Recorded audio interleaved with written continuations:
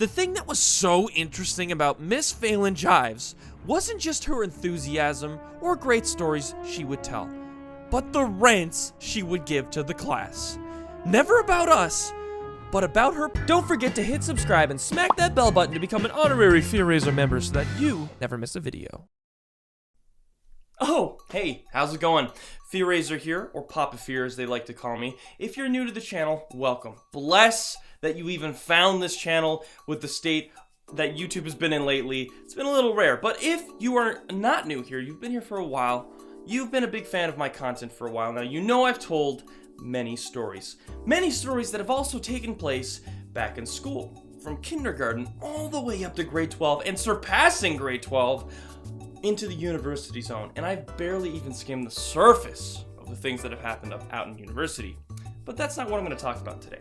Because, as you know, a lot of the stories always seem to go around the students or the teachers. And with the dozens of teachers we're given throughout the many years of our learning and education, you're bound to get a few unique ones.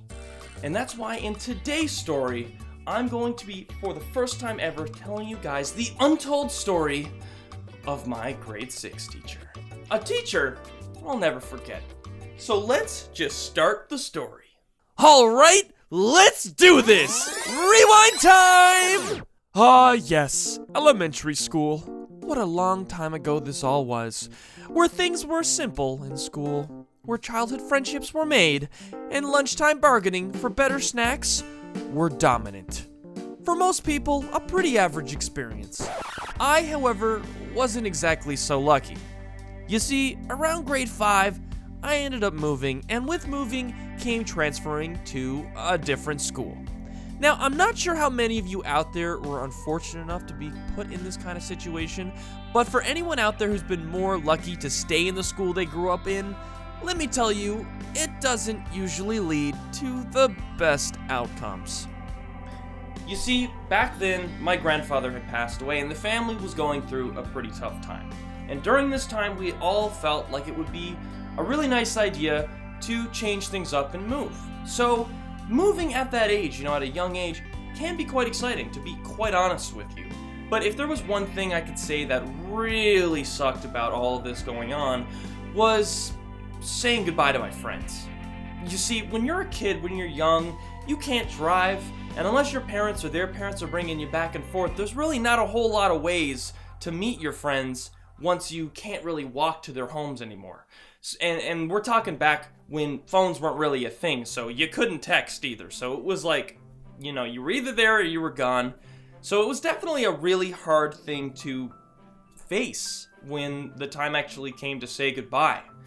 And unfortunately, I did drift away from those friends. So when I had moved to this new place, I started a clean slate all over again. So here I am, transferred into a new school. Shy, uncomfortable, and even a little scared, to be honest. This new environment was a lot to take in, and the kids weren't exactly the most welcoming either. Being the new kid is usually not the greatest feeling because most times you get picked on, and unless you somehow leave a great impression on the grade you're in, you're more than likely going to have a bit of a rough start. And to be honest, it's a pretty weird thing how that even happens to a lot of new students who transfer to a different school. What is it about young kids being so cruel to the new guy? Now, it's not always the outcome that happens to every new student, but from what I've been told, it's quite common. It's almost like you need to somehow display dominance or something by not caring for what other people say or think about you and just play it cool. Kinda like Sasuke or something, I don't know. That being said, I'd love to hear from you guys. Have any of you had an experience with being the new kid? Let me know in the comments below. I'd love to read the stories you've all got to share. Perhaps you've had a similar situation. When I moved, however, as I said before, I didn't transfer to my new school at grade 6. It was kind of in the middle of grade 5 when I officially transferred and spent a full year moved in before the beginning of the story takes place. So a year goes by and I finally feel like I fit in with this class. I'm no longer anxious when I talk to the teachers. I'm no longer insecure when I talk to the other classmates. Okay, that's a lie. But the point is, I finally feel comfortable here in this school. So speed up a year later, and now we move on to grade 6. where the story really begins with the teacher. And her name was Miss Phelan Jives. Miss Phelan Jives, which, yes, was quite close to her actual name, was roughly in her 40s, who seemed to have a lot of energy, a lot of care with her class, and, well, a lot of drama that followed her. When I made it to grade 6 and was assigned to her class, things at the start seemed pretty normal for the most part, and finally feeling like I belonged definitely made me feel a lot more at ease with the school that I'd only been experiencing for this final year, since after grade 6 is junior high for us. But as the months went on, things soon began to get pretty weird. Now, something that I really missed about the school days was when you had a class, whether it be math or social studies, something boring, and you don't have much hope for where that class is going to go. But the one thing that saves it is the teacher that you have. And that one teacher happens to be a great storyteller. But when that teacher pushes the learning aside and says, "Listen, class, I'm gonna tell you a story," you pay more attention to that story than you ever have in the history of paying attention while in school. And you listen to that story because you are so enticed, you are so interested, because this story has nothing to do with the class that you're in, and it's cutting into class time, so hey, that's a win as well. And Miss Phelan Jives was definitely a storytelling gal. So here is where things begin to get interesting. The thing that was so interesting about Miss Phelan Jives wasn't just her enthusiasm or great stories she would tell, but the rants she would give to the class. Never about us, but about her personal life, or rather, her love life. You see, Miss Phelan Jives was single and ready to mingle, okay?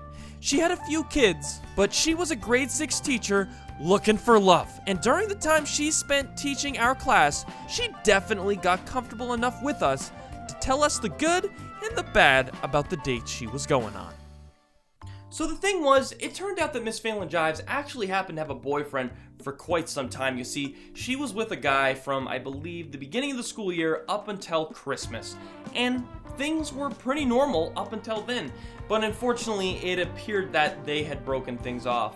And when we came back to school after Christmas, that was definitely when all these rants started to pop up. And man, Miss Phelan Jives was not afraid to get personal with us. One bad day turned into 2, and 3, and 4, with it soon following story after story, rant after rant. As the school year went on, our class began to feel more like a therapy session as our teacher would tell us in full trust how she felt and how heartbroken she was. With the many stories that she would tell us and the heart-to-hearts we as a class had with her, it honestly brought us closer and closer together. And as soon as time went on, we as a class became the closest in our entire school. The sad reality to all this was that this was Miss Phelan Jives' last year before she retired. And well, we were her last class. And when we finally got to our final days in class before our year in grade 6 was over, we all as a class got together and got Miss Phelan Jives gifts as we sadly had to part ways. There were many cries that day, but looking back, it was one of the most heartfelt and meaningful memories I ever had in my elementary school. And well, that concludes the story. I'll always miss Miss Phelan Jives, and I really do hope she found the right guy after, but I will never forget the wonderful memories that she gave our class back in grade 6. But with that being said, guys, I hope you did enjoy today's new story. I'd like to let you all know that Razorverse is coming back. It's already prepped, and it's going to be good to go the week, so I hope you're excited to start getting your stories animated again. And with that being said, don't forget to leave a like, subscribe, follow me on my social media, and I will see you in the next video. Also, not sure if you're aware of this, but there is Fear Razor merch now in my store down in the description below. Guys, the merch is rocking. It looks pretty sweet, and I'm actually going to be wearing a lot of it in the coming videos. I'm just actually waiting for it to come here myself, so I'm pretty excited. But if you want to get ahead of the game, wear some merch, or even get some merch for Christmas, be sure to go down in the description below. The link is down there, and there's some great stuff that you will find. And for anyone that gets any merch and wears it and takes a picture, whether it be Twitter, Instagram, even YouTube, whatever, just tag me somehow and you'll be featured in my upcoming videos. Alright guys, that's it. Take care, and I will see you later. Peace out!